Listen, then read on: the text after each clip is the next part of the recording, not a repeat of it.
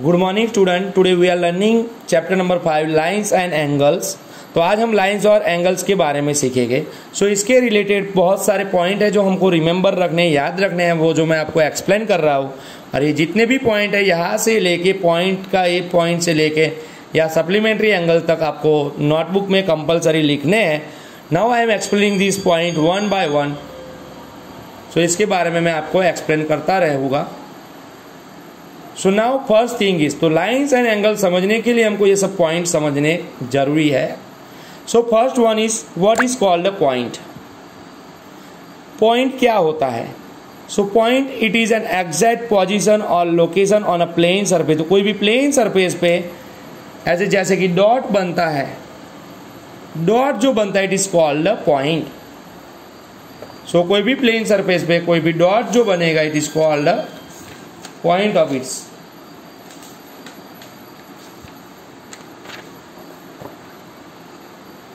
Then line. Now we are learning about line. What is a line?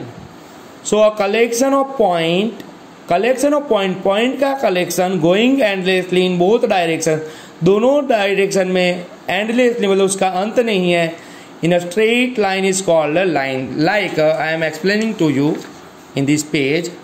So समझो it is ऐसे कोई भी dot है, so dot is called a point.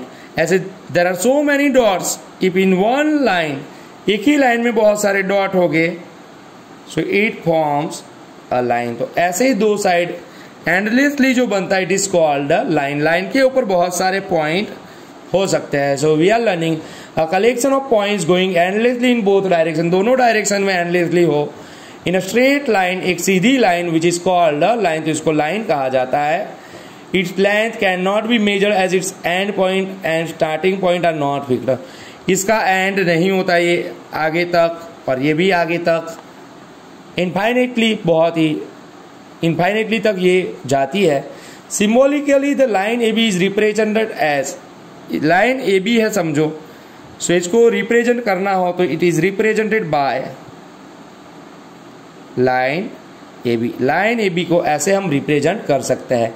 सो आप line के बारे में समझ गए. Then we are going for line segment. तो what is line segment? So A to B, यहां से हमने अगर कट कर दिया इतना हिस्सा, सो ए टू बी कैसे बनेगा? ए टू बी. सो इसके एंड, इसका एंड होता है ये हाफ ए पे, it is and point of and it is and point of it. So A and B are end point of its AB. So it is called a line segment AB.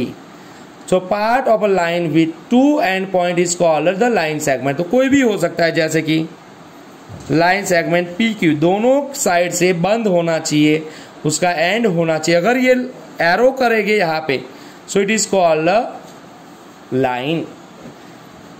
So part of a line with two end point is called, दो end point हो गए, it is called the line segment.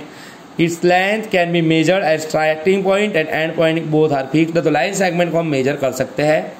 And symbolically line segment PQ represented. line segment PQ को कैसे represent किया जा सकता है? So PQ को रिप्रेजेंट करने के लिए PQ के ऊपर ऐसी लाइन बनाई जाती है, यहाँ पे ऐसे एरो नहीं किए जाते. So it is called line segment PQ. Now third thing is ray. What is ray? So part of a line, line का ही एक part with one end point going endlessly. तो समझो कि यहाँ पे एक लाइन है. I am making line PQ. मैंने लाइन PQ बनाई. So लाइन PQ का ही एक हिस्सा, एक एंड पॉइंट हो. समझो कि यहाँ एंड पॉइंट है, मतलब ये नहीं है. So यहाँ से P to Q जो बनेगा it is called a ray PQ. It is called ray PQ. One end point होना चाहिए. तो see here, a part of a line with one end point going endlessly in one direction. एक direction में endlessly मतलब वो खत्म ही नहीं होगी, और एक जगह end point होगा और दूसरी जगह खत्म ही नहीं होगी, is called a ray. Its length cannot be measured as starting point is fixed but end point is not fixed. तो इसकी भी लेंथ हम मेजर नहीं कर सकते. इट इज रिप्रेजेंटेड बाय रे एक्स वाई. तो मैंने आपको तीनों को कैसे रिप्रेजेंट करते हैं यहाँ पे भी दिखाया है. It is ray P Q, it is line A B and it is line segment P Q. तो समझो line segment P Q, line A B and ray P Q, ये तीनों आपको अच्छे से समझ में आने चाहिए। Then we are going for angle. So when two rays originate from a common point an angle is formed. कोई कॉमन पॉइंट में से टू रे बाहर निकलेगे then it is called angle. जैसे कि मैं आपको समझाऊं, सो एक ही कॉमन पॉइंट है, यहां से वन रे निकला पी क्यू एंड दूसरा रे कोई भी तरह पे आप ले जा सकते हो। तो सेकंड रे मैंने यहां निकाला पी आर।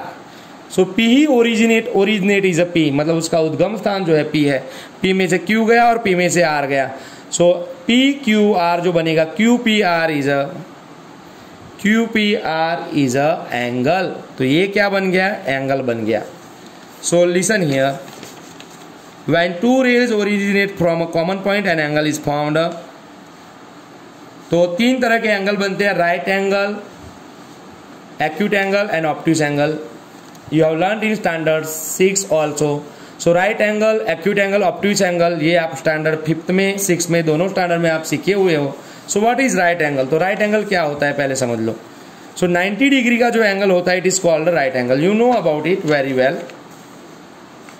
सो 90 डिग्री का जो एंगल होता है, लाइक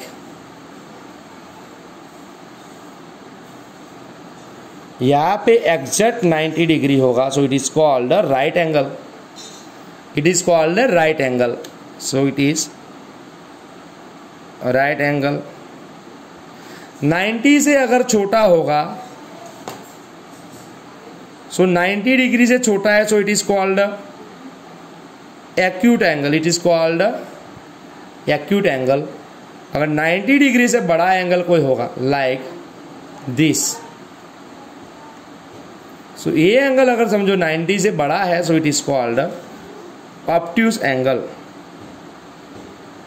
ऑब्ट्यूस एंगल। तो 3 तरह के एंगल होते हैं, 90 डिग्री वाला राइट एंगल, 90 से छोटा एक्यूट एंगल और 90 से बड़ा it is called obtuse angle.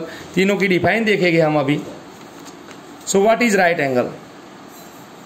An angle whose measure is 90 degree is called right angle. An angle whose measure is 90 degree, 90 degree वाले एंगल को राइट एंगल कहते हैं। Then acute angle, an angle whose measure is between 0 and 90 is called an acute angle. ऐसा angle जिसके measure 0 और 90 के बीच में होते हैं, they are called acute angle. Then obtuse angle, an angle whose measure is between 90 and 180, जिसका major 90 और 180 के बीच में होता है, they are called obtuse angle. Then हम सीखेंगे एडजेसेंट एंगल। एडजेसेंट एंगल मतलब पास पास वाले जो एंगल होते हैं, they are called adjacent angle. So if two angles have a common vertex, ऐसे 2 एंगल है समझो, ये एक एंगल है, ऐसे 2 एंगल है, this one and this second. ऐसे 2 एंगल का वर्टेक्स कॉमन होगा। ये एंगल पी क्यू एस देखो और angle P S P R देखो आप, क्यू पी एस। सो एक एंगल देखो Q P S, this one angle Q P S, ये वाला। सो क्यू पी एस और एस पी आर नीचे वाला, दोनों में वर्टेक्स कौन कॉमन है? दोनों में पी कॉमन है। तो ऐसे एंगल को, और एक रे भी कॉमन है पी एस, ऐसे एंगल को हम एडजेसेंट एंगल कहते हैं।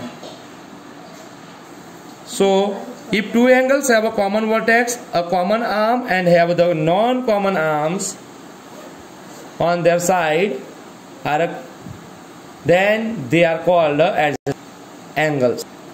So here angle ABD and angle DBC, angle ABD and angle DBC have a common vertex B and they have a common arm BD दोनों का common arm है, and then BA and BC are on either side of common arm। दोनों अलग अलग AB और BC अलग अलग जगह पे है, BA ray and BC। So ABD and DBC are adjacent angle. तो ABD एंड DBC दोनों एडजेसेंट एंगल हुए। आज हम यहाँ तक सीखेंगे, बाकी का हम कल लर्न करेंगे। Okay all of you, thank you very much.